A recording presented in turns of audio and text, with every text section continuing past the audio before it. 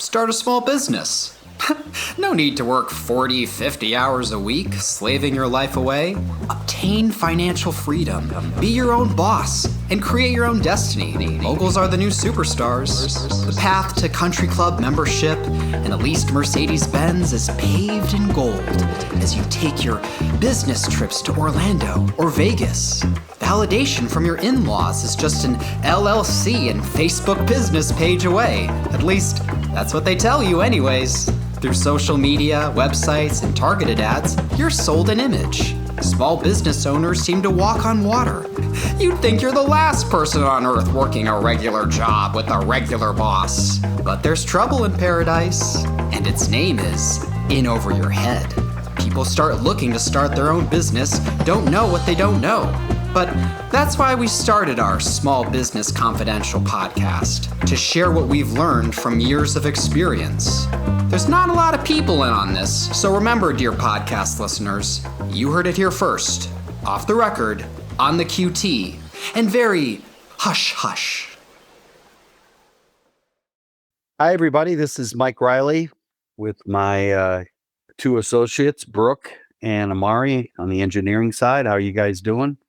Pretty good. Good.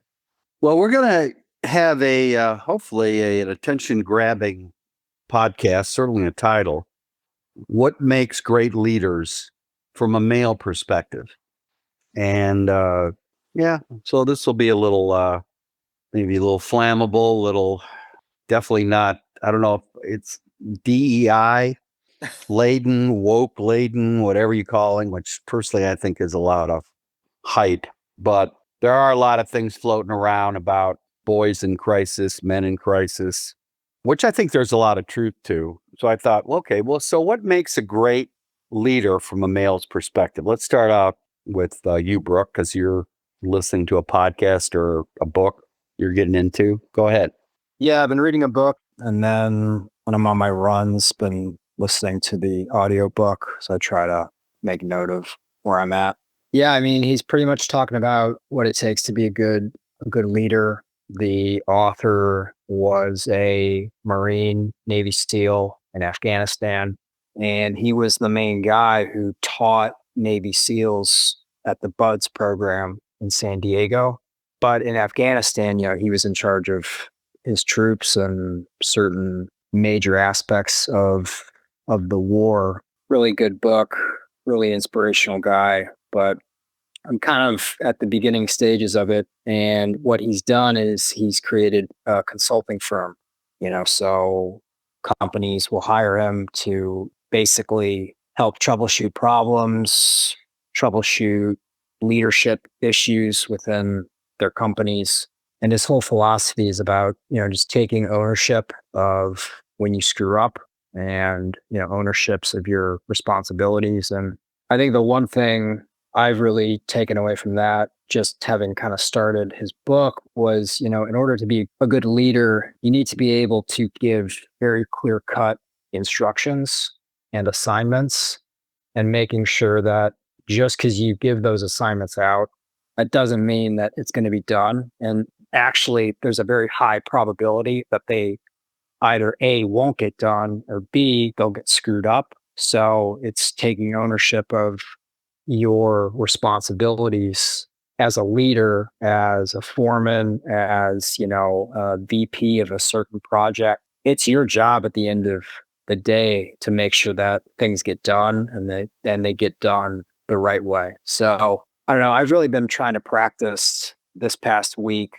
as we were at one of our job sites, is really giving clear-cut instructions, taking the time to type things out, hand out assignments, making them easy to understand. And then, throughout the day, you're at the job site, you're checking the status of the work, following up with guys on how they're doing, what roadblocks they're running into, what problems, what questions that they have.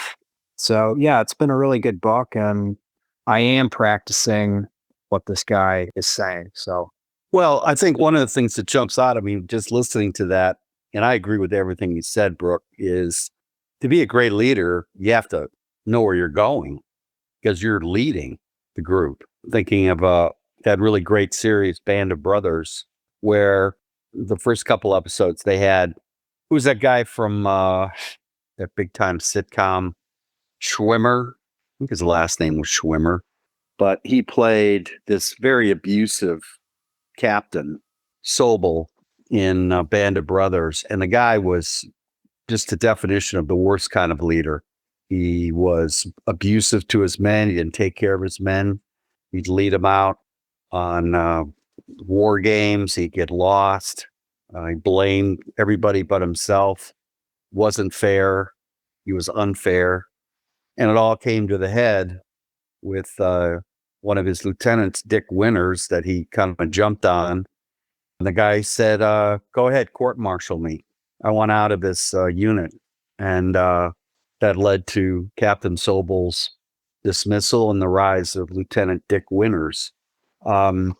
Movies, books, stories, great leaders against bad leaders. Great leaders, they care about their people. They motivate the people that are following them. They want to follow them. They want to be in that foxhole with that person. Maybe they're a free agent. They want to sign with the team because they want to play with, a Bill Belichick or a Bill Parcells. Literally follow them over from their former team because they want to be with them. So go ahead, Amari, what's your thoughts? Yeah, just kind of continuing on with this train of thought. I think what's at least been important for me in learning how to be a leader and learning from you and Brooke is, how to not give into a lot of the mental or emotional pressure. Like we talk about, you don't have to try to go over the wave. You can just swim under it. If you're getting frustrated or anxious or, feelings of being overwhelmed, what I find is that, and, I've also learned this from listening to other people or watching other people not deal with that so well and kind of let the frustration and emotions stop them from coming up with structural changes or solutions to these problems. When you're listening to someone and it just becomes this endless list of problems and, oh, we tried that and this didn't work and it's not going to work. It's just these guys and this customer. And it just can become endless. And I think what a leader's job in that moment, going through that or listening to that, is to say, well, what are we going to do about it? And actually get to the heart of the matter and then try to come up with solutions or ideas to move everything forward instead of just this endless loop of complaining. And those moments require confrontation with the problem or people or both. But it all starts with being able to listen, first. You have to be able to hear out what people are saying, what the feedback is, where these problems are coming from. But, at the end of the day, you have to be action driven and not just sitting around complaining about things that we have all the power to actually change. Well, action driven as opposed to reactive driven, that separates the good leaders from the bad leaders. I think to be a leader, preparation is very important. I mean, these are not in any order of importance, but preparation certainly one. You got to be number two is you got to be the one that works the hardest because you're dealing not just from preparation, but that preparation leads to competency. People do want to follow you. Like if I'm in a foxhole, if I'm in a battle, I want to follow this guy or this person because I have a better chance of staying alive because he's competent or she's competent. But let's just stick with a he because this is, from a male perspective. I think the third component is the person you're following, you got to feel like they're fair. They're secure with themselves. They know what they're doing. They're open to change. They're open to listen because of their sense of security. And they're not playing popularity contests. And I think this is where we get into maybe male, female things. I mean, there's got to be a time when you simply tell people to saddle up. We're going. This is what we're doing. We're not here to win popularity contests or people, like us. They don't follow you because they like us. They follow you because, yeah, I may get into the Super Bowl. My stock options made you better following this guy. I'm joining this company because it's going somewhere. Yeah, you like the guy or the person, but again, you like the guy because likability thing is way down the list to the fact that this guy is worth following.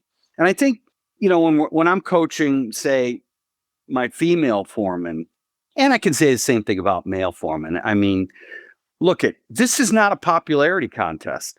And you've heard me say this over and over again, and I'll be interested in your response. But when you tell somebody what to do, this is not a discussion. It's the old, when I tell you to jump, you ask how high. Now, maybe from a female perspective, female boss, they're going to say, well, it shouldn't have to be that way. You should explain to them why it's important. And I think there's maybe an element of truth at the end of the day, but really, you get to a point where we got to take action, and this is what we're doing. What do you think, Brooke? I think just having listened to a lot of podcasts on startup CEOs or, vice presidents, people high up in a company making, overseeing a lot of different aspects of the work.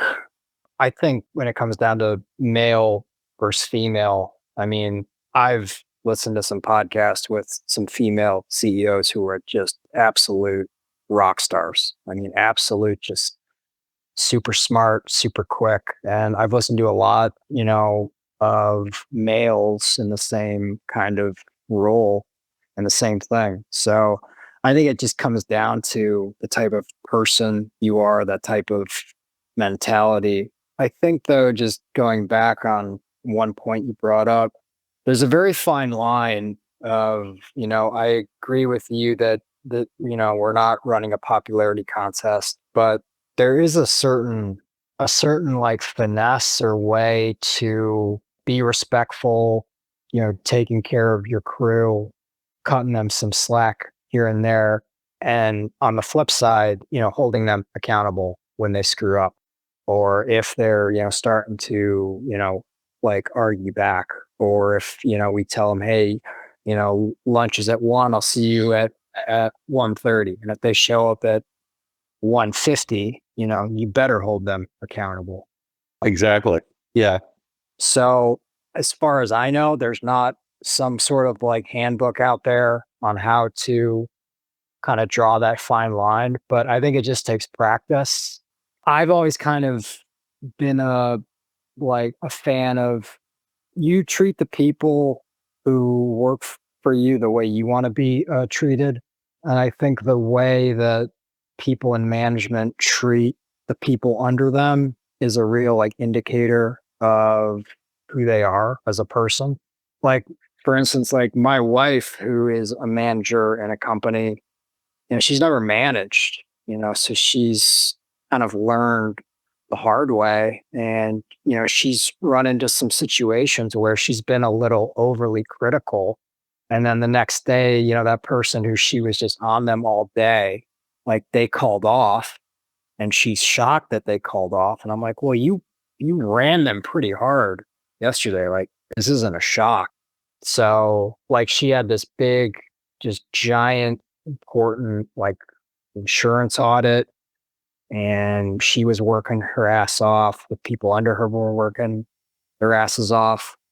And I had suggested when the audit was done, I said, you should take them out for a lunch, I'd probably love that. And she said, yeah, that's a good idea. And she did it. And then the next day, those people, they came in and they were a lot more productive. So, you're kind of working that fine line of, you're holding people accountable for their work, but you're also making sure that you're taking care of them.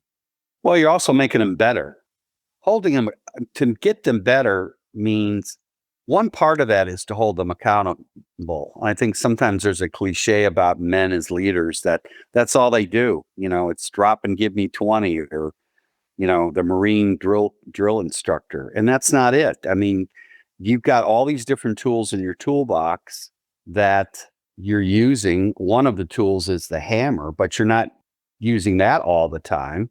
And I think men who fail as leaders, and I can think of a lot of men who failed as leaders, coaches, NFL coaches. I'm thinking of this one guy who was a chef who I know, people would quit on him. He just didn't treat him fairly. He was abusive. And that's bullshit. You've got to have, your toolbox needs to have some sandpaper, some hammers, some screwdrivers, maybe buffing materials in there. The whole gambit of human interactions got to be in your toolbox. There's a time and place for confrontation, and there's a time and place for praise and attaboys. And that's the symphony that you play. I think men, the cliche, and I think there's some truth to this, men default to the way they were brought up. I mean, maybe guys like my age, baby boomer types, grew up under the Vince Lombardi, the drill instructor, the General George Patton.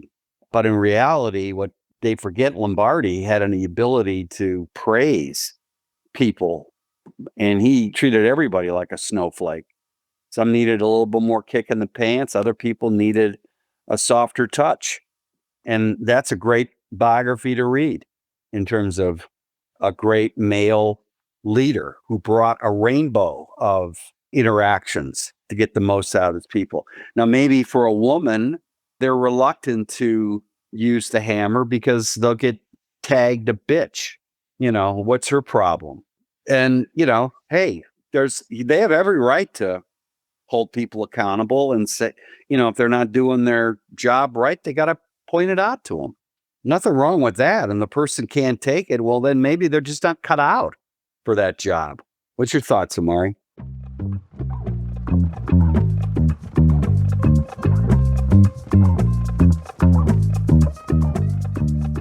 Hey, let's stop here. We got to pay some bills. 30 seconds. And we'll be back. If you enjoy listening to our Small Business Confidential podcast, we're sure you'll enjoy our first podcast, The Cleveland Real Estate Investor.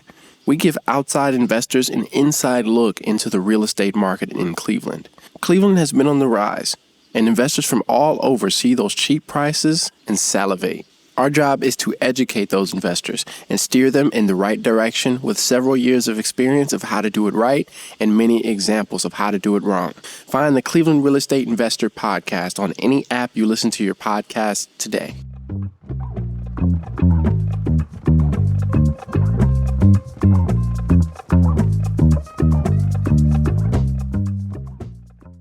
Yeah, I think it's everyone's job as a leader and a manager to take a look in the mirror at first before you start pointing the finger at everyone else. And as objective as you can be, assess where you are on the spectrum. Are you the dictator or are you the people pleaser?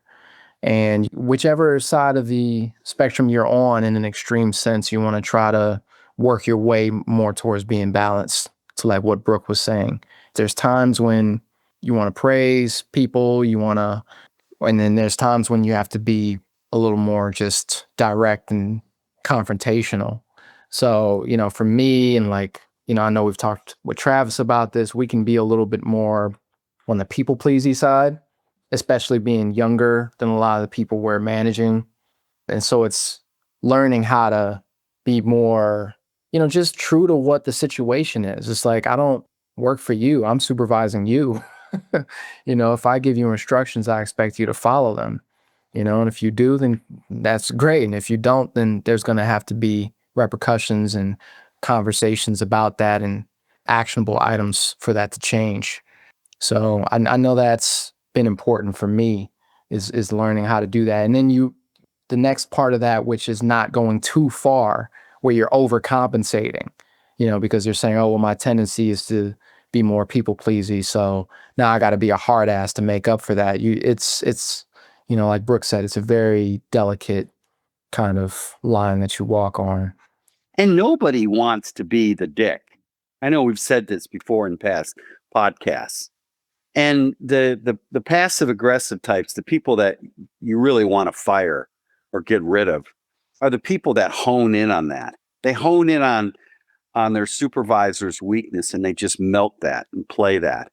I see that with I can go through my 50 years and see that with customers, see that with employees I had. When, now I'm not going to say I've seen it all because I've made a couple critical mistakes last year. But I'll tell you one thing: if you look in the mirror and say, "I made a mistake. I made a mistake on this person. I never should have done it," you never make that mistake again. You see that curveball coming miles before it crosses the plate. I brought up let me throw this around to the group. I brought up the Band of Brothers. We've got streaming series, we've got movies, we got commercials on TV. I mean, one of my pet complaints is, they're always showing the guys in these commercials as idiots. And I challenge everybody to just, next time they're watching TV, watch the commercials. And it's a lot of idiot guys out there. So what are the role models for leadership? I mean, can you think of a movie? I think of a series, a streaming series or whatever, when you have a competent male leader, which, well, you, Brooke, or maybe even documentary. Yeah, I mean, there's so much TV out there. It's kind of hard to pinpoint one. Well, I grew up, the Andy Griffith Show, very competent dad. A lot of the World War II movies, even the Vietnam ones. I'm thinking of the movie Alien with Sigourney Weaver. And unfortunately, the late Bill Paxton, who was a great actor, I mean, he plays this kind of, real cliche Marine. He can't wait to kick ass. And as soon as the aliens start kicking ass, we got to get out of here, man. It's happening. We got to quit. We got to leave. Blow it up. Meanwhile, the other guy, this corporal, he's not saying anything. He's just cold as ice and making it happen. I mean, that was a great, role model of a leader. How about you, Amar? Anything jump out? Nothing you guys would probably know, but just in case there's any nerds who listen to this closer to my age, there's this show, Jujutsu Kaisen, about sorcerers, pretty much. And there's this guy who's the strongest sorcerer who has every capability to accomplish whatever he wanted to completely on his own, just because of his power that he inherited.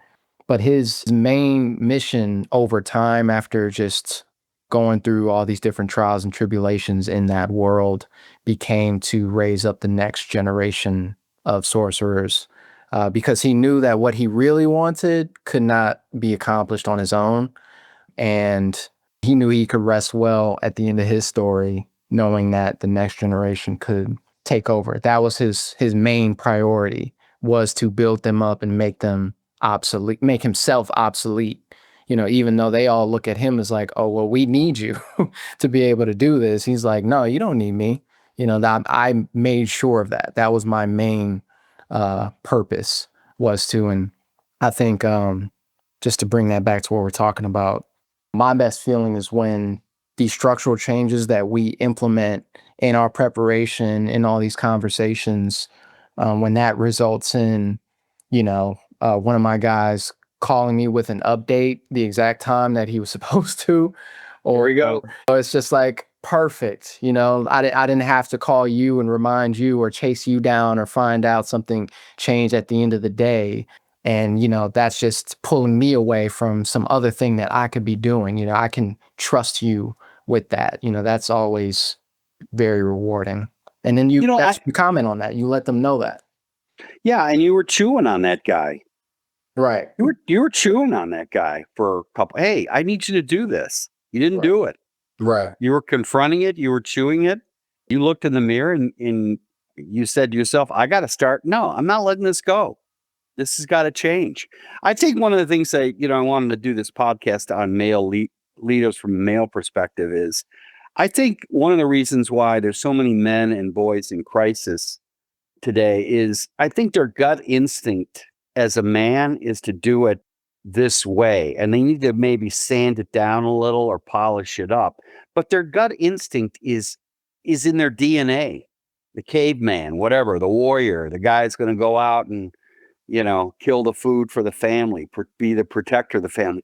We're talking millions of years of DNA there that's in a guy. Now, I'm not trying to be one of these bro podcasts here, all right? But it's a fact.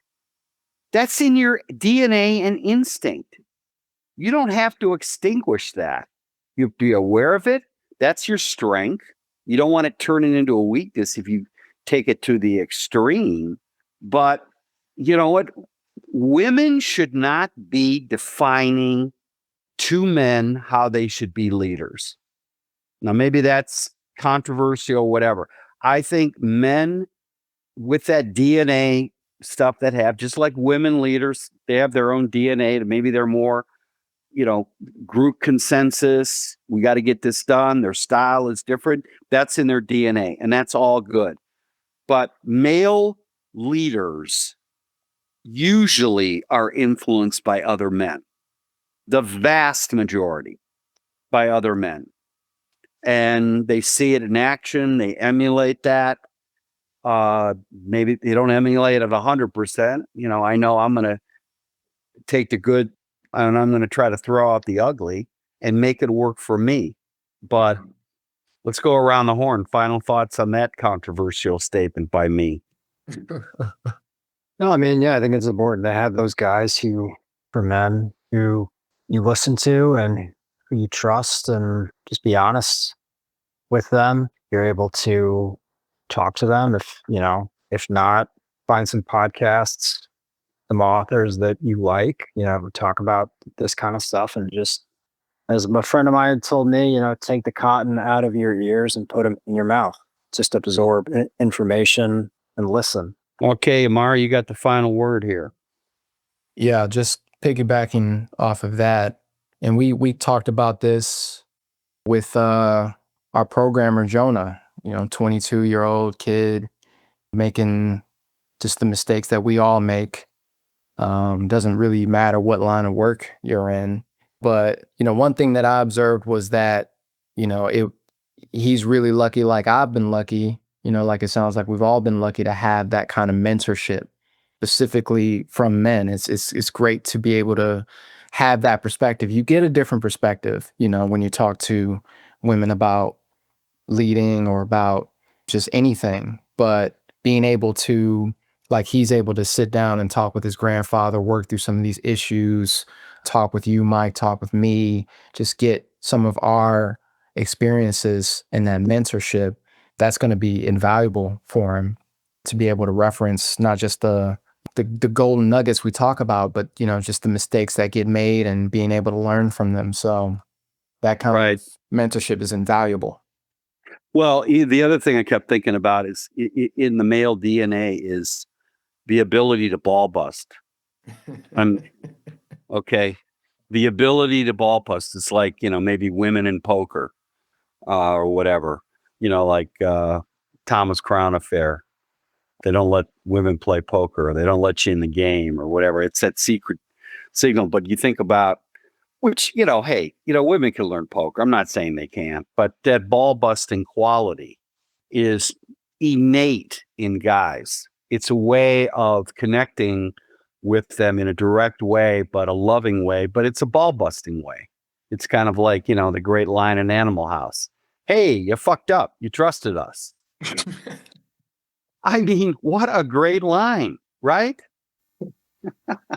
I mean, maybe everybody should have some homework. Go watch go on YouTube, watch a few Andy Griffith shows. There's some competent dads, competent, steady males. And then flip over to Animal House. Lots of good stuff there. Lots of good, testosterone going wild in a comedic fashion. Flash over to Godfather. Mm-hmm. Michael Corleone versus Sonny, right? I'm not saying Michael Corleone takes a deep, bad path in Godfather 2, but, look at Michael Corleone's journey in Godfather 1, compared it to Sonny, and then compared to Fredo. It's unbelievable. I mean, it's right there. And maybe those kind of things are Shawshank. You think about these movies where amongst guys, as soon as they see it on cable, last 20 minutes of Shawshank, maybe Heat, Godfather, Master and Commander, a Band of Brothers. They'd say, oh, I want to see that. I want to see that again. They've seen it 50 times. And they get tired of doing it because it's reaching something primal in their DNA. Right. So that's my final word. All right. Well, listen, next week, Brooke, you want to get, how about getting your wife on with Lindsay for leadership from a woman's standpoint? We'll do Lindsay. You do? Oh, whoops. That was quick. Okay. All right. All right. Well, next week, part 2, leadership from a woman's point of view. We'll end on that note. All right. Thanks, everybody. Okay. Thanks. All right.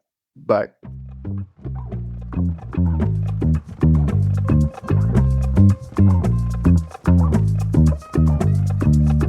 Thank you for listening to the Small Business Confidential. To support, please follow us on Instagram, Facebook, YouTube, and Twitter. Also add our podcast to your favorite streaming services. Everything is appreciated, and we'll be back soon with another episode and upload schedule. The person voicing the intro's name is Travis Riley. Thank you, Travis. And the music was done by our engineer, me, Amari.